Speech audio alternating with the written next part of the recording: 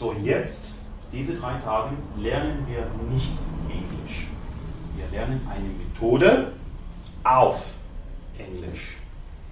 Ja, das ist ein bisschen schwer, aber das werden wir tun. Alles, was wir hier kommentiert haben, werde ich Ihnen auf Deutsch senden nach dem. Okay, welche andere Sprachen spricht jeder von Ihnen?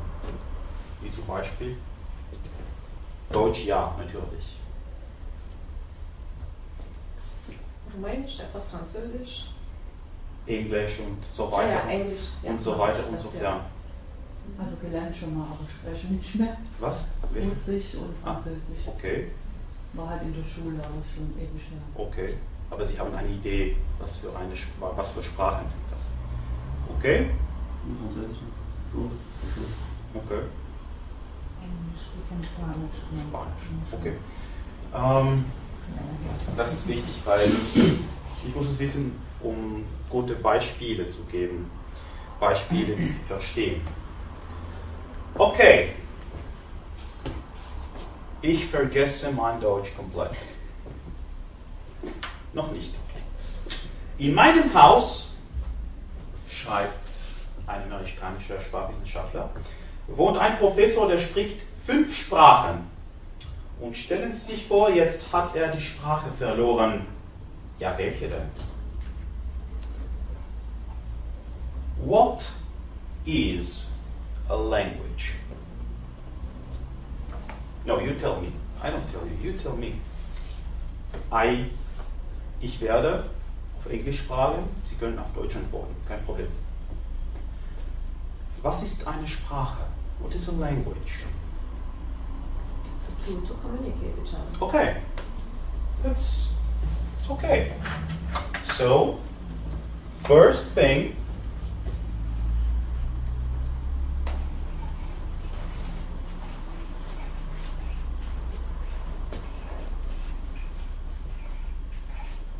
it's communication.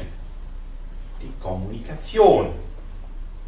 Man verwendet eine Sprache, um mit den anderen zu reden, etwas Neues zu sagen, etwas zu verstehen. Das ist aber alles. When a mother speaks to her baby, does she communicate something? Wenn eine Mutter spricht zu einem Baby, kommuniziert sie etwas? Sagt sie etwas, das das Baby verstehen kann? Nein. She makes it in order to keep contact.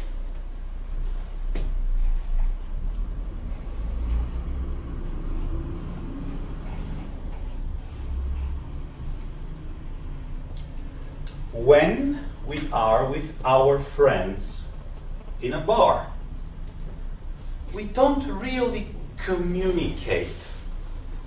We keep contact. We are there to feel the contact with them and not to say what exactly happened during the day. More. Was anders?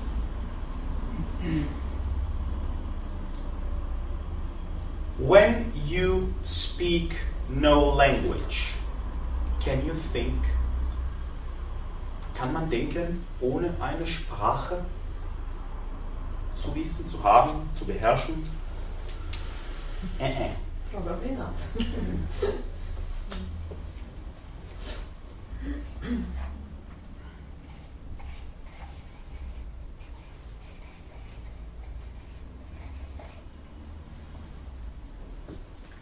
Okay.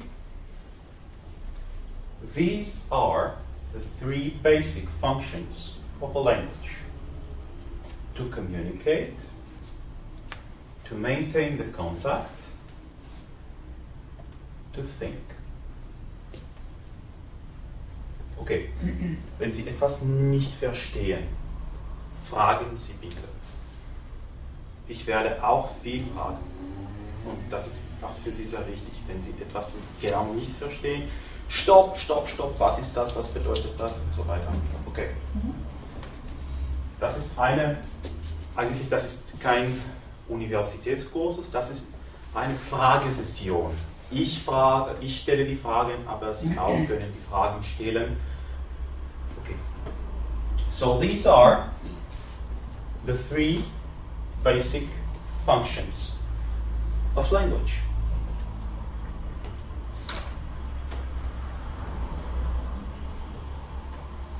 For us, the most important is this.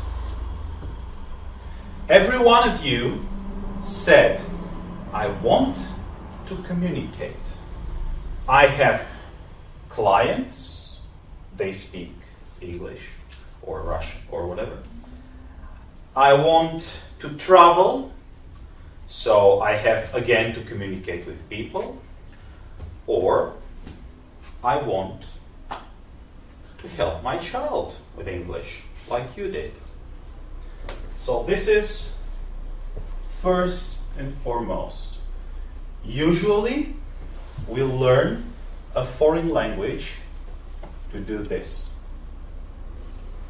After, when it's not anymore a question of survival, when we have our life in this new language, we can also afford to use it for just keeping contact, and at the end we start to use it as a thinking method. Okay? So, what elements does a language have? Welche sind die Elemente einer Sprache? Vokabular. Okay, Vokabular. Mehr oder weniger, das sind die Wörter. Words, Vokabular. Grammatik. Grammatik.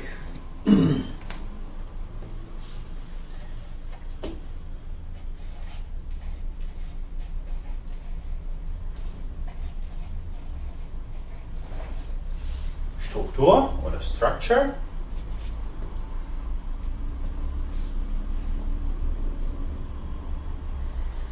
Die Beispiele.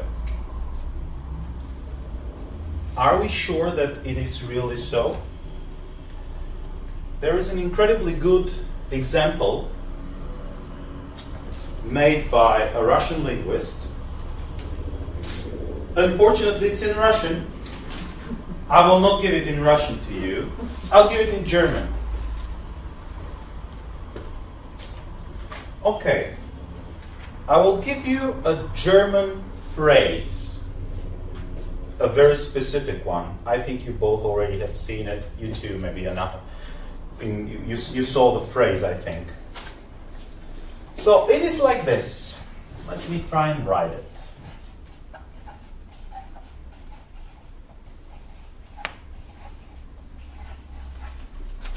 I can never ever learn this by heart.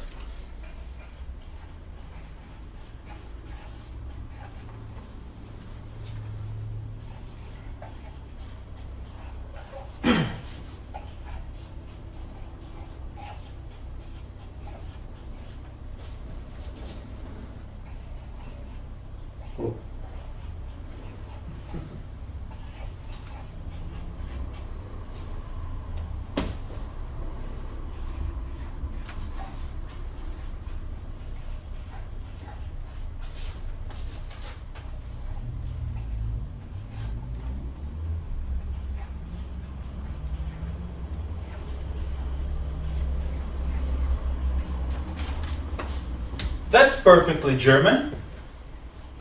Die gründliche Rumpfe hat den Struften gezwichert und findet das Struftlein. Sie verstehen das, ja?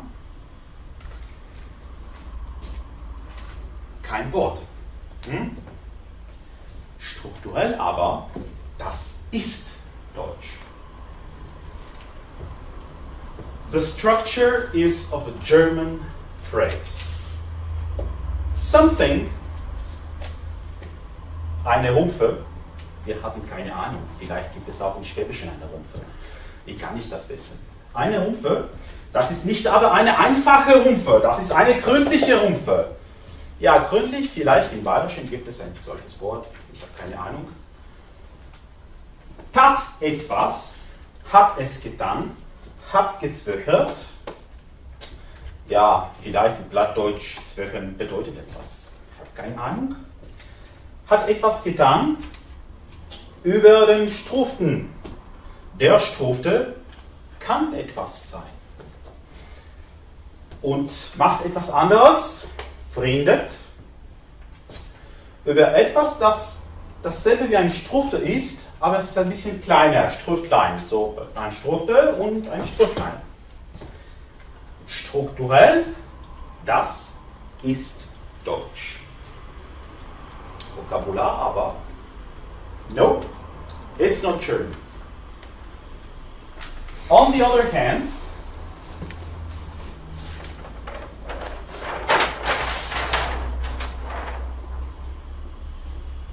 we can have only words.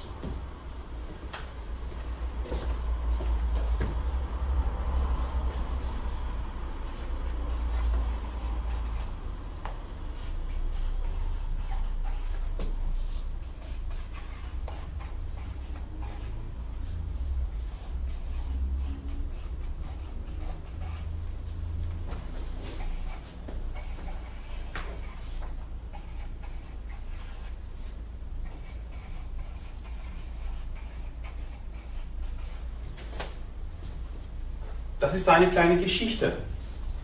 Wir sind nicht sicher, was genau diese Geschichte ist. Wir haben aber alle Elemente. Und wir können sehr leicht sich die Geschichte anbilden. Zum Beispiel, the girl had to feed the cat, but she forgot the keys to the house. No structure at all. In the same time, we have a general idea what is it about. Same thing here. We have no idea what exactly happened, but we do know that something did something to another thing, and did yet another thing to a third thing, which is smaller than the second one. I know how it sounds.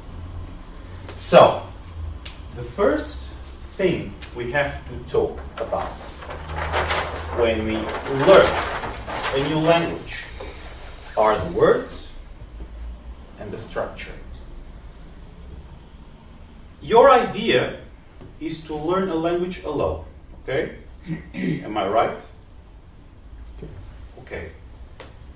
Then you must pay attention to two things, and only two: the words and the structure. We'll talk about this later when we start talking about boiling down the information. Let's say to filtrate the information.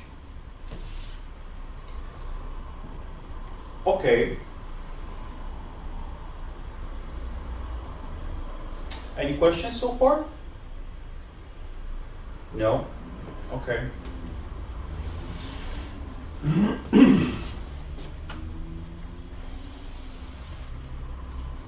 There is one more element. Zum Beispiel, was mache ich jetzt? Ist, was ich spreche, Deutsch oder eine andere Sprache? Was ist das? Sprichst Deutsch, aber mit einem Akzent. Oh ja, so man versteht etwa 90%, was ich sage. Aber das klingt ein bisschen amerikanisch. Die Phonetik, die Aussprache. It's part of the words, so to say. So we have three things we have to pay attention to.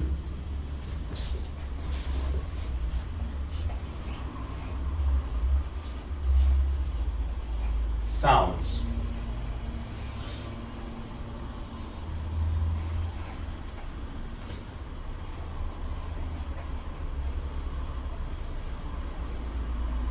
Meanings. Was ist Meaning? Sinn. And structure.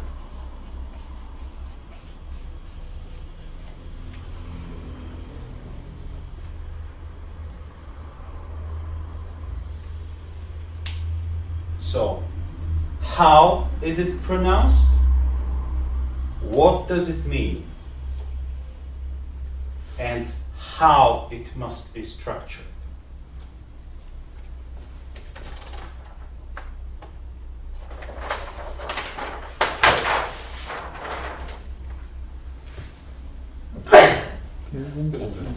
Here's the point. Sorry, bless you. Ich muss mein Deutsch vergessen. Tut mir leid. Okay.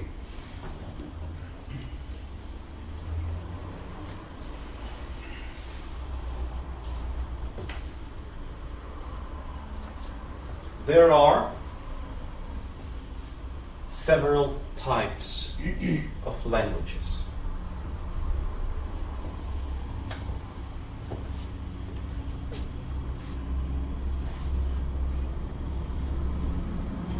First,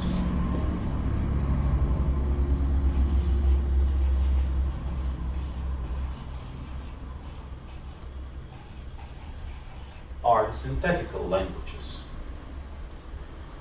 Has any of you learned Latin or Greek at school? No? No. Okay. So I was the only one that had the bad chance to do so. Okay.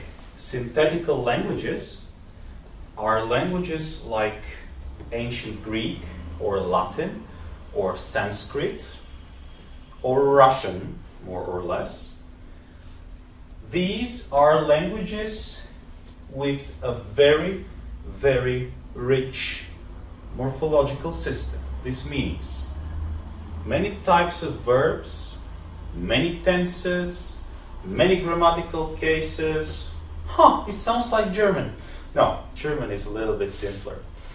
A good example is really ancient Greek, mostly dead languages. Ancient Greek is like this, Latin is like this, Sanskrit is like this. German is somewhere in between this and this.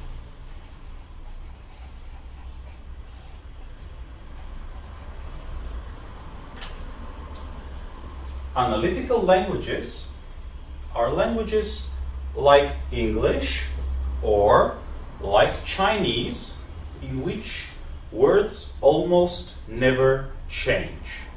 I love, you love, he, it changes, loves. We love, you love, they love. Almost no change at all.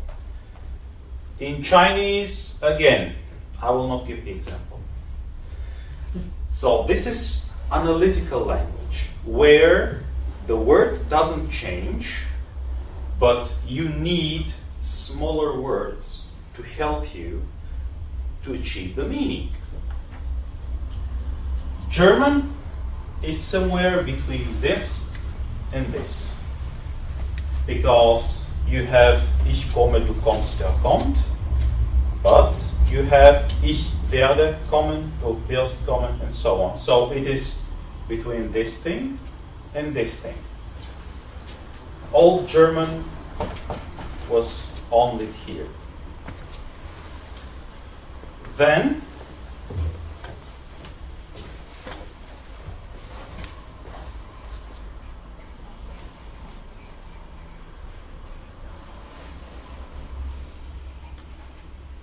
agglutinative. I hate long words. That's why I have so much problems with German. All the words are so long in German. Agglutinative. You see the word glue here. Agglutinative languages are the ones that glue together the parts. For example, they take the word house, they glue the plural form, then they glue the case, then they glue the possessive particle, and they make a word like this, and it's only the first part of the word that's the radical.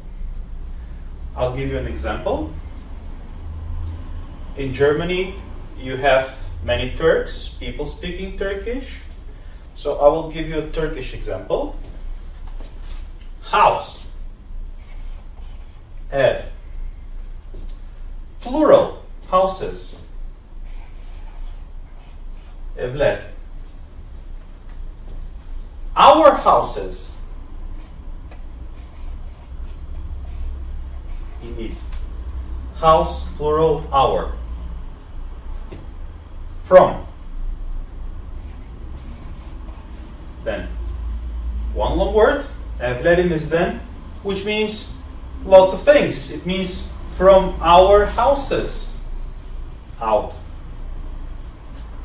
The Turks have the world record for a long word.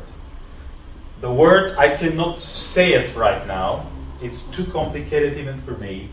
But it means, it's a real word that was used by the Turkish President Süleyman Demirel when he was addressing the first president of Slovakia.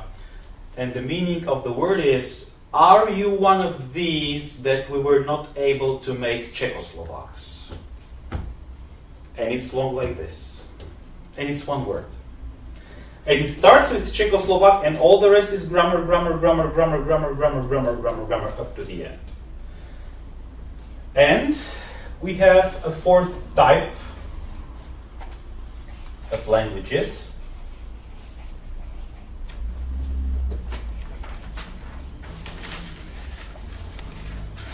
Called polysynthetic languages.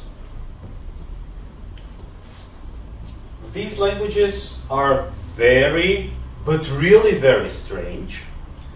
They have only one word for the whole idea. We make phrases, they use only one word. Thanks God there are not many languages like this. There is an Eskimo language called Nootka. The languages of some of the American Indians are like this. But from major world languages, and especially among the languages you will ever care to learn, there is no such thing. Okay. So, your goals. Russian is here. Spanish is in between. English is here. What other languages we had on the list? Französisch. Okay. French is here. Okay, French is where the German is, roughly the same position. Niederländisch? More this. So it's the structure of Dutch is very similar to the structure of German, but it's here, more here, because Dutch has no grammatical cases. Okay, you will see old genitive form, like Koninkrijk der Nederlanden. This is old genitive plural, like in German. But in spoken Dutch, you don't have this. Okay, so this other languages. So here is Turkish is here, Japanese is here. In Japan, it's even more pronounced because for this, for the radical, they use a Chinese hieroglyph, and for the grammar, they use Japanese alphabet. That's why you can always tell whether a text is written in Japanese or in Chinese. In Chinese, you have hieroglyphs, hieroglyphs, hieroglyphs. In Japanese, you have hieroglyph and then something like this. Then again, hieroglyph and something like this. Something like this, I mean. Because in Chinese, you cannot have such a thing. In Chinese, all is made with straight lines. If you see in a text signs like this one. Die Spitze ist da unten, die ist rausgekommen. Okay. I love my profession. I'm a passionate lecturer. Too much passionate, to tell you the truth. Okay. Or a form like this, it is Japanese. If you see only things like this, made only from straight lines. What is the kanjis? We have the kanjis. Okay, yeah, you can call it. Kanji? Yeah, this is the kanji, which is it comes from the Chinese word hanzi, which means Chinese hieroglyph. And this is the hiragana. This is the alphabet, the Japanese alphabet. It's not exactly an alphabet, and we'll talk about writing systems. It's a syllabar, which means that this is not one sound but two. Okay, other languages. You don't care about Hungarian and Finnish. Hungarian and Finnish. Here. Interlingua. Interlingua. 100% here. Interlingua, as we shall see, is based on the idea of English, which means minimum morphology.